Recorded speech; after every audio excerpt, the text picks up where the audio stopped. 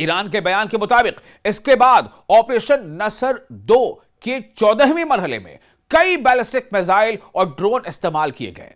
दावा किया गया कि इन हमलों में अमेरिकी F-35, F-15 और F-16 तैयारों के साथ साथ फिजाई ईंधन फराहम करने वाले कई तैयारों को निशाना बनाया गया, फाइटर जेट्स को निशाना बनाया गया, जिनमें से कई तबाह हुए जबकि मजीद को नुकसान पहुंचा।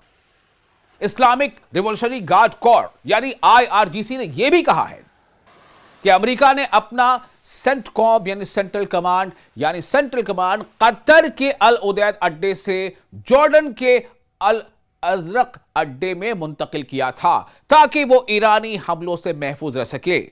ईरान का दावा है कि इस ताजा हमले में इसी इलाके को निशाना बनाया गया, यानी अगर ईरान की बात को सच माने तो ईरान ने सेंटकॉम यानी सेंट्रल कमांड को निशाना बनाया है।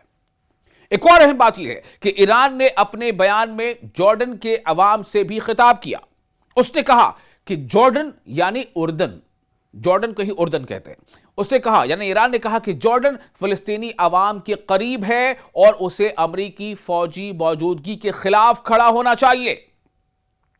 यह बयान सिर्फ फौजी कार्रवाई नहीं बल्कि सियासी पैगाम भी समझा जा रहा है।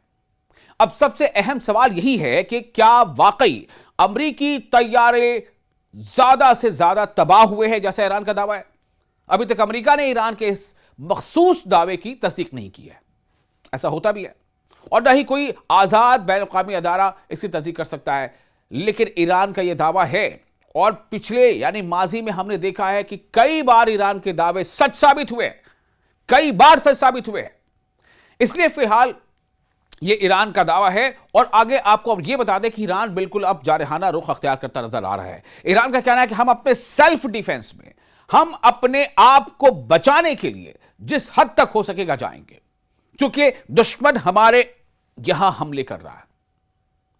तो अगर ईरान के दावे दुरुस्त होते हैं तो इससे खित्ते में कशीदगी और बढ़ सकती है, क्योंकि जॉर्डन यानी उर्दन अमेरिका का एक अहम इत्तेहादी है, एलाई है, और वहां मौजूद फौजी अड्डे मिडिल ईस्ट में अमेरिकी कार्रवाइयों के लिए अहम समझे जाते हैं। दूसरी तरफ अगर ये दावे साबित नहीं होते हैं तो ये इत्तलाती जंग यानी इंफॉर्मेशन वॉर का भी हिस्सा हो सकते हैं, जिसे भी एक न्यू वे ऑफ वॉर माना जा रहा है, न्यू एज वॉर माना जा रहा है। अब आपको बताते हैं कि ईरान ने उर्दन में यानी जॉर्डन में अमेरिकी फौजी असासों को निशाना बनाने और कई तैयारे फाइटर जेट्स, जैसे मैंने पहले गिना है, F-35, F-15 जैसे जेट्स को तबाह करने का दावा किया है। और अब इसके बाद यह देखना होगा कि आगे अब यह कौन सा रुख अख्तियार करता है, अब आगे क्या ट्विस्ट आता है। क्या अमेरिका और ज्यादा एग्रेशन के साथ हमले करेगा? क्या अमेरिका अपने हमलों में और शिद्दत अख्तियार करेगा?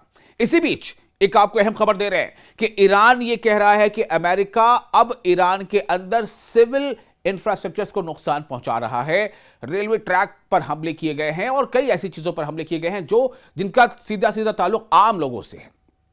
अब आपको बताते हैं एक अहम खबर, ईरान न सिर्फ यह कि जवाब दे रहा है बल्कि ईरान ने यह ऐलान किया है। देखिए, फारस न्यूज एक है, फारस न्यूज काफी मशहूर है और मकबूल है और मारूफ है। तो फारस न्यूज की खबर को अगर हम माने तो इसके मुताबिक ईरान ने अब एक नया स्ट्रैटेजी ईरान अपनाने जा रहा है। वो स्ट्रैटेजी है कि ईरान जो है वो वाइटल पोर्ट्स जो मिडिल ईस्ट में हैं, मिडिल ईस्ट के जो ज्यादा बड़े और ज्यादा बिजी पोर्ट्स हैं, बंदरगाह हैं, उस पर अब हमला कर सकता है। और वो ऐसे पोर्ट्स हैं जिनका इस्तेमाल यूएस यानी अमेरिका की मिलिट्री कर रही है।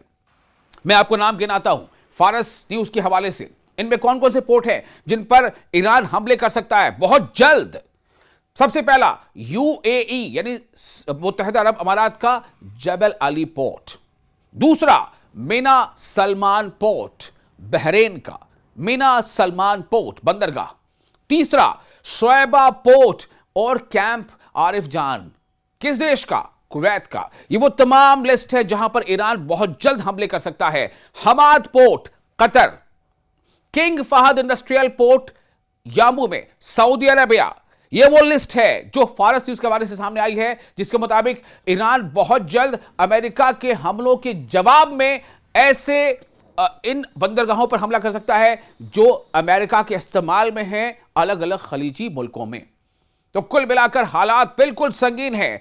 अमेरिका हमले कर रहा ईरान पर, ईरान पलटवार कर रहा है। ईरान का साफ कहना है कि कोई भी देश अगर ईरान पर होने वाले अमेरिकी हमले में साथ देगा किसी भी तरह से, तो ईरान के टारगेट पर वो मुल्क भी होगा। फिर चाहे वो सऊदी अरब हो, फिर चाहे वो यूएई हो, फिर चाहे वो जॉर्डन हो, फिर चाहे वो कतर हो, फिर चाहे वो बहरीन हो, कोई भी देश हो। अब देखना यह है कि आगे ये मामला और कितना संगीन होता है और कितनी शिद्दत आती है।